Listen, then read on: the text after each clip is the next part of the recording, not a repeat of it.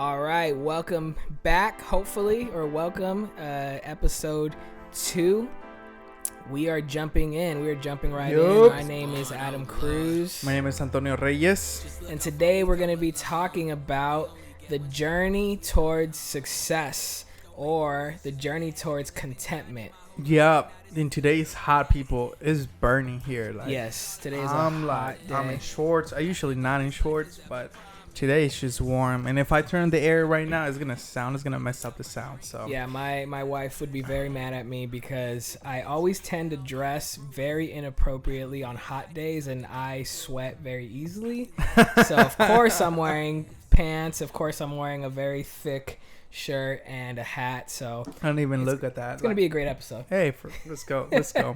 I think this journey to contentment is gonna be a good topic because I think that the journey towards success is a conversation that we need to have because many times I feel like this conversation is always about I want to say achieving, creating wealth. Yeah. Mm-hmm. That's good. Obtaining things. Yeah. I think we have to find in this Western civilization that for you to actually be successful, you have to have a couple mil in the bank. Yeah. And you need to make some money. Yeah. And so I think that if that's the case, a good percentage of America is not successful. Yes. Just talking about in America. Yes. And if you're tuning in for the first time, this is exactly why we started this podcast, because we take one simple question or topic and we just dive right in. Yep. So I love having conversations with Antonio because that's exactly what we do. You're exactly right, man. I mean, journey towards success, I think that it's a critical conversation because we always have to think about, and a great follow-up to the first episode, you're starting something new. For us, we talk about businesses, we talk about arts, we talk about creativity, and I mentioned something in the first episode about wanting to, hopefully some of us, I know for me, wanting to live off what we're creating. And it's very easy to say, if I'm starting something or I want to view what does success look like while I'm doing something, or what does success look like in my life in general, more than not, it always leads to how much money are you making, how many people are listening, how many people are viewing, how many people support you, and it always goes back to a numbers game, or this certain level of achievement, or getting to a certain level where you're around certain people. That's I know a lot of things people end up, I'm successful because I don't hang out with those people anymore. I've graduated to some level. We all view ourselves hanging out with certain people, and that's what success looks like, right? But I think it's an important conversation because we often think about these things and how can we find ourselves in a place where we understand what true success looks like. Yeah, and I think I love when you brought that up because you actually did entitle this, like, how do we get to success? The conversation is, how do we get to contentment? Yes. Because I think that's a bigger conversation. Yep. Because you can actually have all those things and not be pleased and content about what you actually achieve and what you actually have. Because, I mean, the reality is it feels good, when you got your Jeep. that was one of my very real dreams coming true. Yeah. Yes. So when you got your Jeep, you were fine and you were happy you feel accomplished. Now how do you feel? I've had moments where I'm like, maybe I shouldn't have bought this Jeep. Or maybe I should, the payment is just not like what it crossed my mind, right? Yeah, and don't get me wrong, like I love it, and we were in a place where we can afford it. But as you grow and as you get older, you start to ask yourself, it's not about can I, but should I? Yep. Yeah, and I think that when we talk about contentment, the reality is that what if we don't get what we want?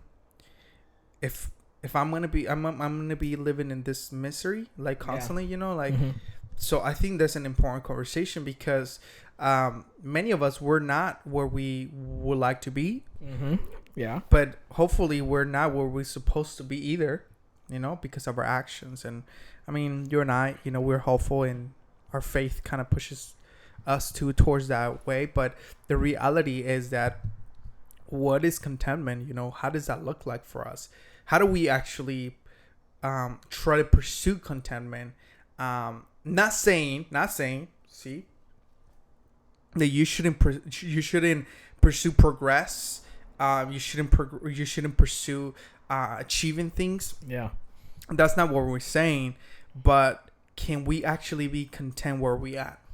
Yeah, I think it's an extremely important question, because I think when we're having these conversations, I think we think about ourselves. We think about people who are wanting to achieve something in life, seeing where we're at today, and knowing that we believe that we can go further. We believe that we can, be at a place where we can afford to provide for our families in a way that we don't have to necessarily struggle, check to check or doing those types of things, right? We believe that we would be in a place of financial freedom and success.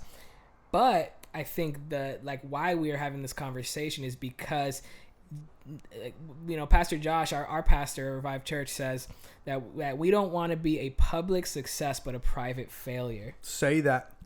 And I think that is exactly what the purpose of this conversation is today, is because of the fact that we can gain all those things and we can achieve them. They're good.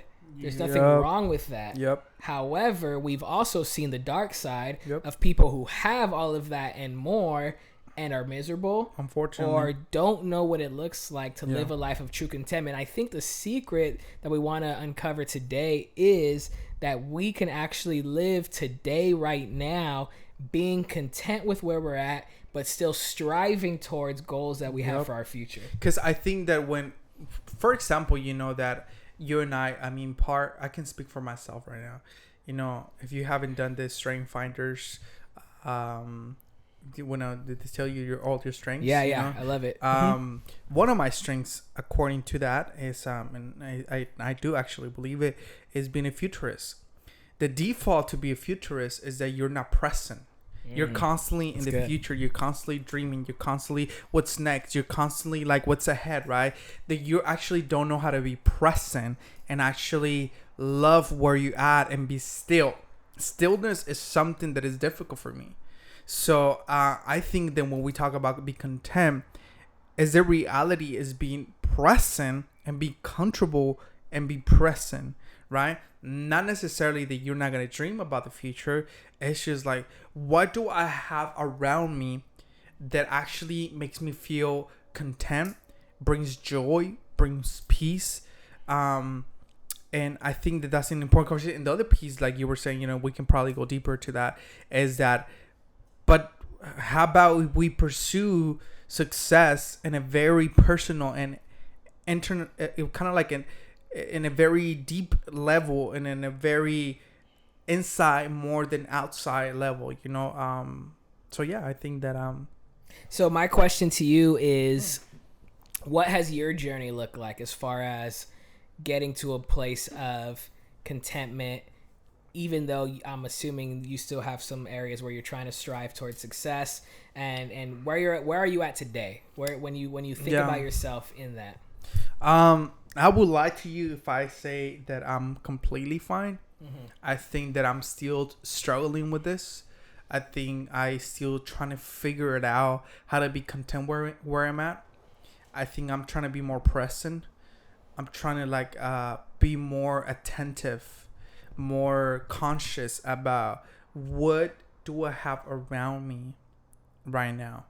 Now, I don't want to make this like a preaching, right? But no.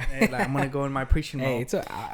You could preach to me all day. Go for it. This that when we talk about holiness, these holy moments, right? Sacred moments. Yeah. I think that we sometimes think about these moments in a very mystical way, but I think when we talk about holy and sacred moments, it's all about being present, being conscious about what is everything around you. The moments, when we see in the Bible, the narratives where God actually shows up, And kind of like to someone like Moses, you know, when he was in the burning bush, that was a holy moment. It was a moment where kind of like everything paused around him, and he was present in the moment, and God was speaking to him, and he was connecting with God in that moment. So the reality is that we don't know how to have those moments no more. So to me, I'm trying to pursue those moments more and more. Like, what those holy moments, those moments that like that before I didn't think about it, but now that I think about it, they bring joy to my life. Yeah, that's good. You know, like I was sharing with some of my friends, maybe this is going to be very personal, but this is the reality of it, you know, with my wife, you know, with my wife, I like to actually wrestle with her. Funny thing. I like to wrestle playing around with her. Yeah. And to me, those moments actually bring joy to me. Yeah. For some reason, like she engages in my silliness. Yeah. And to me, it's like, man, like I'm so like, it's so beautiful that I have someone in my life that allows me to be a child sometimes, you know, and I'm like, I'm enjoying this moment. So go back to your question, you know, I think I'm in the place where I'm trying to take advantage of those moments that bring joy and bring peace and enjoy those sacred moments and those holy moments in my life. That's really good, you know, because, you know, I asked you that question because, you know, you identified yourself as one of your strengths being futurist, and, you know, one of your struggles with that being struggling to be present. And I think something that when you sharing that moment about that thing that you do with your wife is something that brings joy to your life. And I think that's exactly a huge part of contentment, is taking a personal inventory of the things in those moments where you start to experience those sacred moments, right? Yep. And I think it's funny, you know, I always ask myself this question all the time. It's like, you know, when we start to find the things that we truly love in life, don't you think like, why don't we do that every day? Right. You know what I'm saying? Right. Like why don't we do more of those things? Yeah. You actually learn how to. It's not about doing more things. It's about doing more things that matter to you. Yeah. Right. And it's so true. You like, and many of us, we don't know ourselves. Mm-hmm. We don't know what that means. Yeah. Right. Like we don't know how that looks like. Yeah. I can be completely like honest, you know, nowadays, like what actually matters to me. Now I want to be more adventurous. Yeah. Now I want to go out more. Now I want to do more things that actually bring joy to my life. And I was like, why didn't I think about that before? Yeah. Yeah, and I think that in order to find success and contentment specifically is being able to identify those things and say, hey, you know, that's what I wanted to do and participate in order to be in that place, you know, because it's important to be able to find those things that bring us that, you know, because the reality is that we could sit in those moments of being unsatisfied and unhappy. But when you're able to find those things, I think it's good to start to reassess and reevaluate. And the thing I was trying to get to is that I think a lot of times is that people, we don't want to sit in that uncomfortable place of, man, like you said, we don't know ourselves. And that's something that I struggle with. I struggle with this being able to dig deep internally and say, who am I? And what do I love? And what do I enjoy? Sometimes it's hard for me to answer those questions. So I started to realize let me just start at the surface. Let me just start at the surface, start digging deep. You know, I love the color red. I love, I love, hip hop music. Like I love, doing certain things that, adventurous things as well. Like these are things that when I know that when I'm consuming this or I'm around this, it brings me joy. And I start to realize, okay, let me not, because what we also do is minimize it. Let me not minimize the fact that, hey, sometimes I'm in a bad mood and I just need to put on a good song that I really love and enjoy. Bro, I love that. And that's something that's very simple that even from a day to day, hour to hour, we could catch ourselves and say, hey, let me bring myself back to this place of contentment. Yeah, I think that's so good. Like, you find key things in your life. Like, you have your own playlist, like I have my own playlist on Spotify. I don't know how people don't. For real, that's true. I'm like, I don't know how. I'm like, we don't. How do you live? Yeah, like you go for simple things because, I mean, all of this doesn't cost you a penny. Yeah. I go for walks. Like when I'm like I'm such an extrovert person, that And this quarantine hasn't been sometimes good for me. Yeah. Being in my apartment. So I go for walks, I actually try to go and just clear my mind, and I enjoy that. Like, I think we have to be in this place where we identify those things, and like you said, sit down in the middle of the mess, in the middle of our chaos, sometimes in our own souls, and just identify, like, man, what's wrong with me? And that's something that we're not comfortable doing, like you said. I don't think we have been taught, like, and more because we live in we live in Southern California, so we live such a fast-paced life that there's no need for us to sit down. We have no time for that. Like, time means money for some of us, and like, so we want to be productive. We want to be proactive. This stillness is not something that we find productive, we don't find that can flourish or nurture something in us, but it actually does, because some of us, we don't like ourselves. We don't. Or the people we live with. And I think that's what's so actually kind of great about this quarantine, that, again, I've told so many people in my life, I really hate saying the blessing of COVID, because obviously, like, there's real people suffering and dying. Real. So I don't like addressing it that way. But, for us that are living in quarantine and living now, I was talking to someone recently, and I'm like, man, this is like the most time I've spent with my wife, like, probably ever, even like dating, like, man, I feel like I almost feel like we're going back to like the dating period, because we're waking up and I'm not going to work. She's not going anywhere. Doesn't have, meetings that she can attend physically. So we have to just stay in the same room. And for me, man, I find it a joy, because it's like, hey, like, we're creating moments with each other that we would never have. That's good. But it's forcing us, like you said, to address, hey, what are some areas that maybe we need to work on, or realize, like, we have now the time that we're spending with each other. And if there's things that we don't like about our lives, or things of how we're doing things, now we can address them in a real way. What do you do? Like, what is those things that you do that bring you joy? Like, that you didn't know before quarantine? I think for me, thinking about what do we do now, one thing that really changed a lot was sitting down and having dinner together consistently. Like, good. It's something that's so common, but even in my own family, in my own upbringing, we didn't have, like, honestly, I find it very interesting when I hear families that are like, oh yeah, every night my mom made dinner for us or something. And I'm like, for me, I'm like, I love my parents, but that just wasn't our home. Like, my mom was getting home from work at 7:00 at night. My dad was getting home from work late. Like, so a lot of times, like, there wasn't just family dinner. Just make yourself a quesadilla. Exactly. Frozen pizza, whatever, like, or leftovers. Like, so that's why, I grew up that way, and I really, I'm okay with that. And honestly, like, me and my wife are very, like, we have a lot going on. We have a lot on our plate, like, and so we are both okay with that fast-paced living.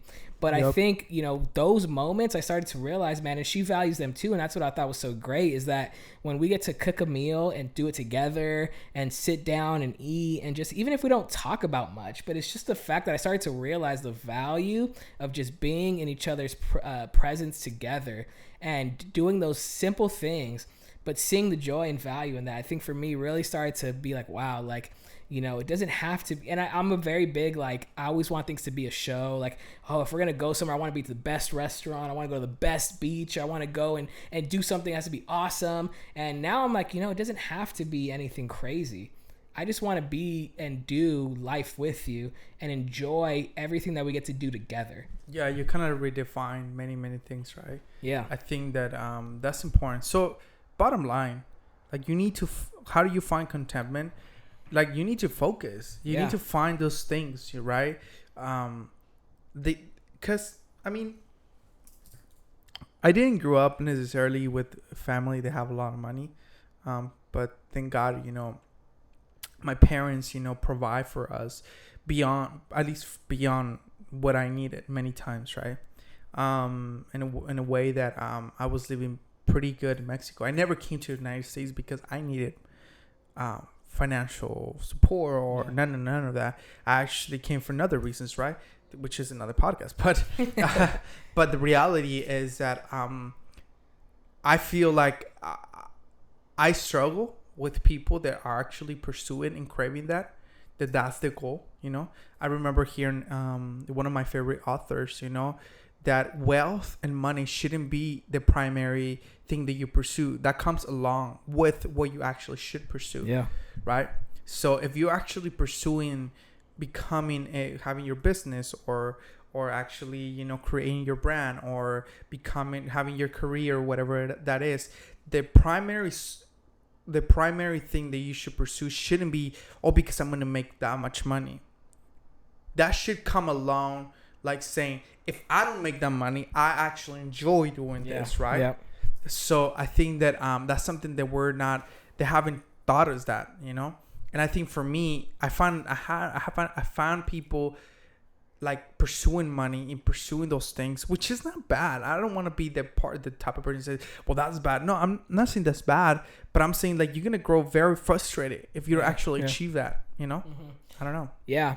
Yeah. And I think that's why for me, I definitely agree with you. It's definitely not bad, but it's finding the things that you're both really good at and enjoy, where I think you also find contentment when you go into success of work or accomplishments honestly, I had to break that down in my own life because it doesn't have to be the thing you do forever as well. True. And that's something I've learned because, I work at a university and, I talk to college students all the time and I always tell them like, you might find yourself in a job after you graduate that you hate. Because I know I did. My first job, I didn't love it.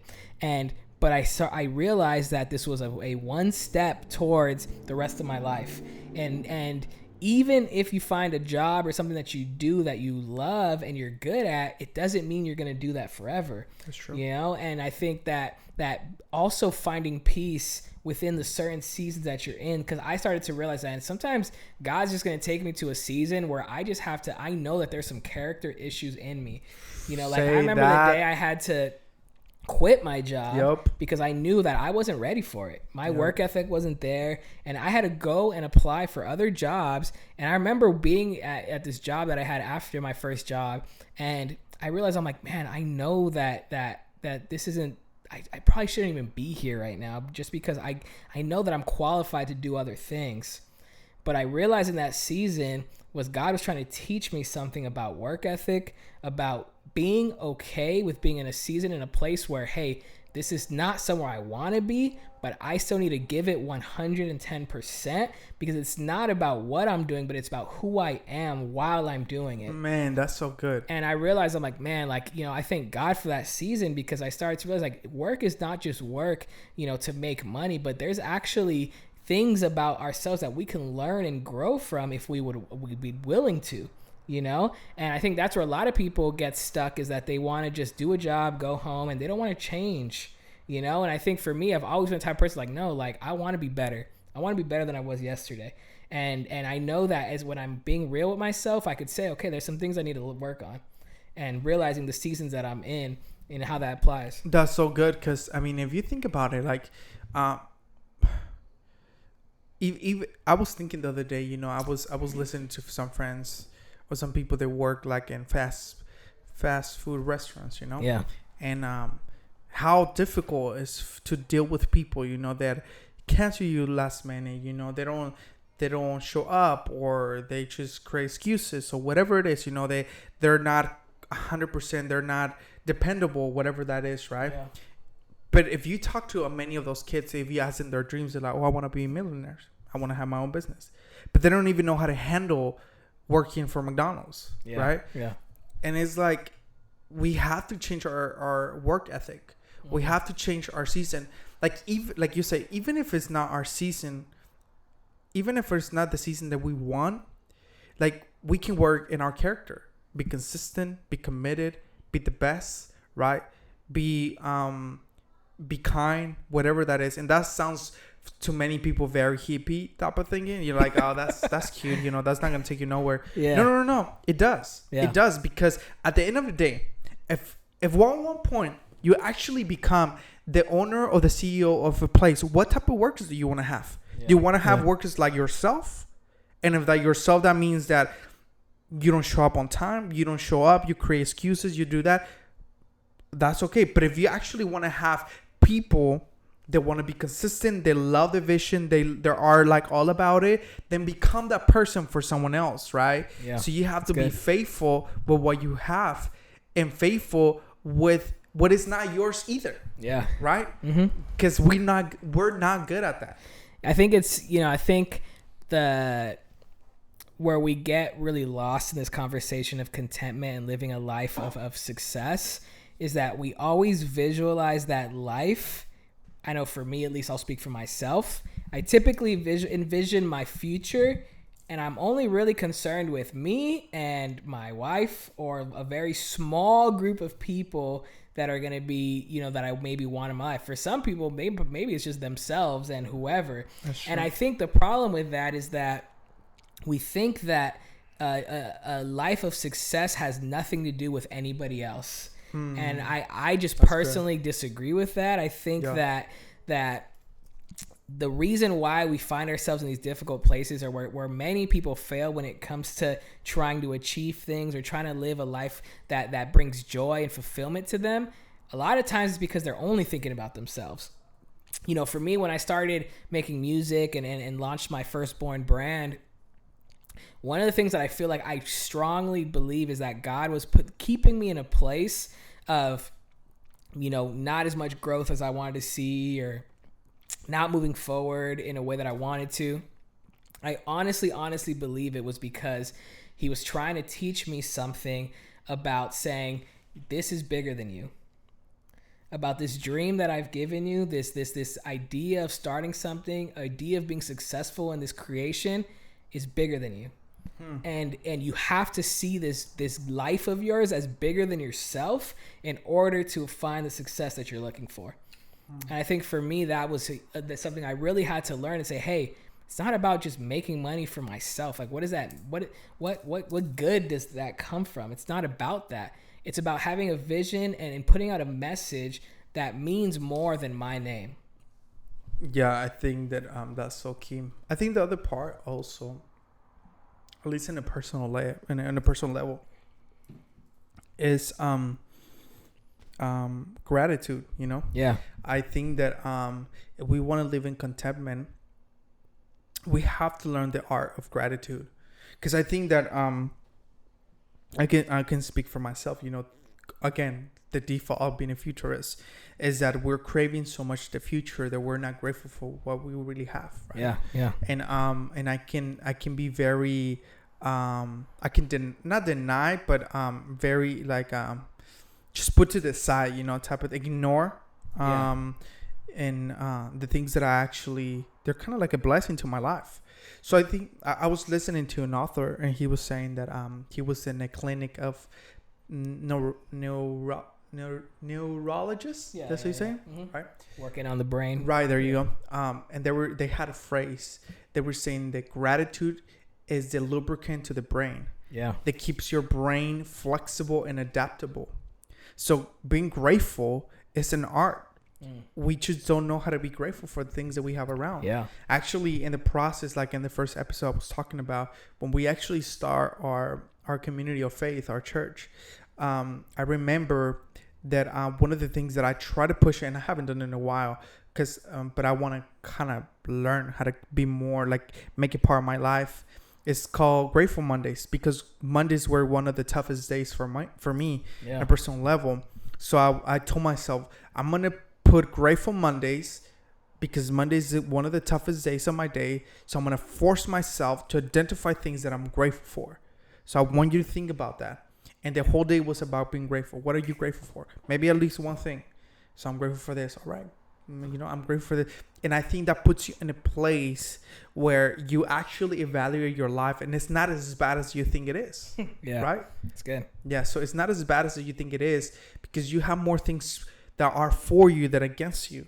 Yeah. And I think sometimes we amplify one thing that is against us, or one thing that is an obstacle, so we don't know how to, that becomes part of the whole thing, and we kind of cover our eyes. And I think part of being content is learning how to be how to live in gratitude. Yeah, I completely agree, man. I mean, gratitude, I think, is something that another thing that we almost minimize in our life. I think that a lot of us, especially living in America, we overlook the things that may seem common to us, or just things that we are naturally we expect or think that are just, oh, well, everyone, has this, or I'm no different. But we start to overlook, man, the blessings that are around us. I think gratitude is such a key thing. And when it comes to just what it means to be content, I think that's directly connected to contentment, because how can you be okay with where you're at? How can you be, happy about the life that you're living if you can't look around and find at least one thing that you're grateful for? Even if it's not, maybe you're upset at the person you're living with, but at least being grateful that you have a house to live in, at least being grateful that you have a job, at least being grateful that the sky is clear and maybe you love sunny days. It could be as simple as that. But to me, I find God in those moments, because to me, I start to realize, man, God has wired me a certain way to where he knows my heart, and he knows that there's little things that can be a blessing to me and fill me up and make me see, man, I just can take a deep breath right now and say, man, I'm so grateful just to look outside and have a sky that just for me personally, my favorite part of the day is around sunset, when the sky is orange and red and these crazy colors. The golden hour? Man, yes, that to me, whenever I'm driving and I'm able to see that, that brings so much joy to my life, because I just look at that and I just think, man, the beauty of it just really fills me up. So yeah. I think that we have, and you and I have met people that going back to what is really success, yeah. How do you see success now after maybe a couple years of living life? Yeah, that's a great question. I started to realize, for me, the first step was growth. So for example, with my music and everything that I'm doing, my number one question was, I'm going to continue doing this if, first of all, I feel called to do it, I feel the motivation inside of me to do it, and if I see growth. Because if I'm investing into something financially, I'm investing my time, and there's no growth in that, then to me, how can I envision this idea of success if there's no growth?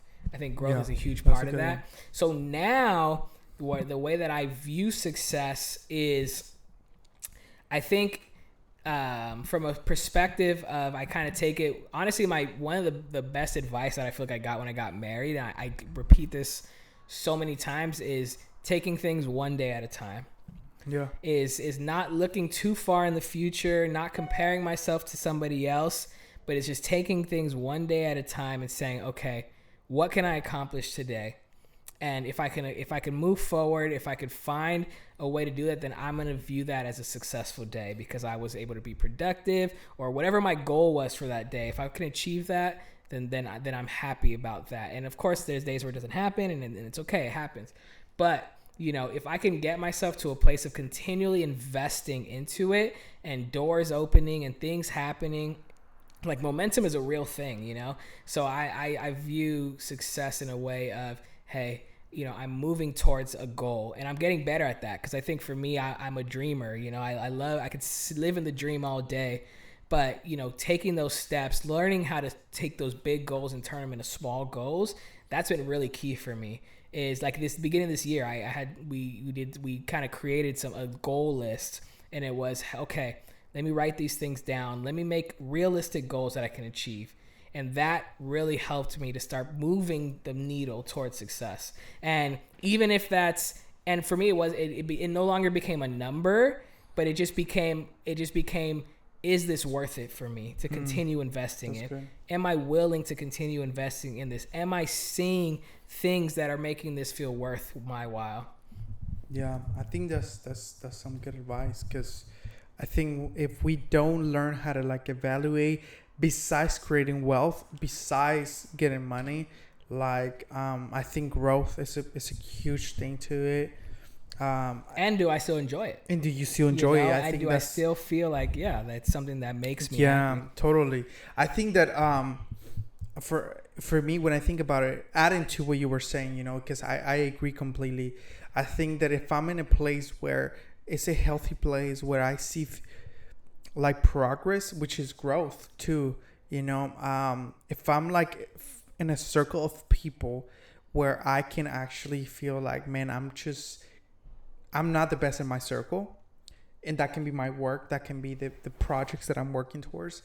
Like, to me, that makes me feel like alive, right? I think that for me now, I don't want to think about like so much about the future, but the reality is also now I'm thinking about my legacy. Like, if I'm thinking about success, I'm thinking about my legacy. Like, perhaps, let's say I don't create my own business. Perhaps I don't maybe become the CEO of something. But am I the type of person that I'm so healthy emotionally and I deal with all my junk and all my crap that the moment I have a kid and the moment that I have to raise a kid, they don't no longer have to fight with the things that I fought, and I'm setting that person up for a bigger success, to be steps ahead. To me, that's success. Yeah, that's great. So I think that, to me, I actually want to live in a place where I set up people for success. That's really good. Like, I think that I want to be the type of person that, even though I'm looking to heal myself, to work and to be better, I think, to me, being successful is like, am I making other people become who God created them to be, right? Yeah. They're actually putting in action their gifts, their attributes, right? That's, to me, that's a sign of success for me. Yeah, and I think for me, when I think about personal success, like in my personal life, I think of, are the relationships around me healthy? Yep. And do the people that I care about are still on my side? Yep. Because one of the, I don't know if you've experienced this, maybe I'm not alone in this, hopefully, but you might have the best day in your business. You might have the best day in your work. You might have the best day creatively. But if something goes wrong with that one relationship with your wife, or even with a good friend or with a family member, man, that just kills everything else. And I've learned that. I remember the first time I bought my first brand new car, and I thought, awesome. Oh my gosh, I can't believe graduated college, got a brand new car. Yeah. I remember the first time I sat in that car and something happened, or whatever, I was sad or got in a fight with someone. And I remember sitting in that car driving and thinking, what does it matter if I have this beautiful brand new car, but this relationship that I was, in or whatever, got into an argument. I felt so crappy sitting in that car. I'm like, how can I possibly enjoy this? This materialistic thing does nothing for me when I know that relationship that I have is broken. And for me, success means like I said in the beginning, I don't ever want to be a public success but a private failure. I don't ever want growth in my businesses and my music and my merch or whatever and my wife hate me. Yeah. I don't ever want to be the story of 20, 30 years of success but getting divorced at the end of it. So funny. That to me is not success. Yeah, that's true. I even have people in proximity, where their business is thriving. They're actually I'm very amazed of their momentum that they have. They have no friends. Yeah. They do not have no friends. No social life, nothing. Yeah. For them is if they want to make a party or they want to do something with other people, they no longer have friends. And maybe they might not value friendship like I do, but to me that's not healthy. Yeah. Because you have your business, you're thriving, you're actually doing all those things. But the moment you actually want to pause, and it's like, but who do you have around you? That you can actually celebrate these achievements, like these dreams that you actually accomplish. So I think that's very, very important. Don't isolate yourself. The people around you matter. And like you said, we don't want to be the type of people that actually we accomplish all those things, and we have in our private life a chaos, right? But I'm with you. I don't want to be another statistic. I don't want to be another number. I don't want to be the type of person that speaks in a public setting, but he lives a different life. And to me, the most important comment in my life and the biggest voice in my life besides God is my wife's. If the moment I'm speaking in a public setting and she says, "That's great, babe. I love that because I know you live that." To me, that's success. Then rather she says, you don't even live that. What are you talking about? You know, that sucks. Yeah. But anyways, that's kind of like what it is. Yeah, that's good, man. I know where we got to close this down eventually. My last thing that I just want to share as just kind of a thing that came to mind when I thought about, being in my early 20s and kind of trying to figure out how to grow, how to go towards a place of just living a successful life. I remember the one thing, that I learned from a mentor of mine was surrounding yourself or being in close proximity to people that are living a life that you desire to live. I'll give you a great example. I had a mentor of mine who married, had, kids, successful businessman, and just an overall awesome guy, great character, great, work ethic and all these things. And when I viewed his life, I just said, man, you have so many things that's what I want my future to look like. And I can't stress enough that I think that we have to always ask ourselves, are we surrounding ourselves with people? Yes, friends, we have peers that we might be in the same level, some above, some below, but we have to surround ourselves with mentors and people that are older than us, 10, 15 years older than us, who are doing it right. Yep. And I think that's such a key thing to always look at your life and say, hey, who's around me that I can really look up to and ask for advice, ask the questions. When you're making big decisions, you're not just making those decisions on your own, but you can really have those people in your life to help you and guide you to those places so you don't, fall and fail in those moments. And things happen, life happens, but I think that's a really important thing that we can do, surrounding ourselves with those mentors and people that can help us in those tough moments. Yeah, let's pursue wisdom. Let's pursue people that have been there years before us. And I don't think that nowadays we value wisdom as much. I think we need to understand there's a difference between wisdom and information. Yeah, and we have information and we have knowledge. We don't have wisdom. And so that's why you have intelligent people making dumb decisions, So I think that the reality is that we need those people. And you might be intelligent, you might have a great strategy, but wisdom can just amplify and take your intelligence to another level. And wisdom with mentorship, even accountability to them, it's a great thing to do. So that was good. That's good, man. That's really good. I have so much more that I want to say, but I think we'll leave that for a future podcast.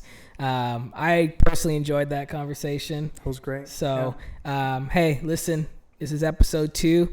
We're gonna keep it going in the future, but if you enjoyed that, like it, subscribe, comment.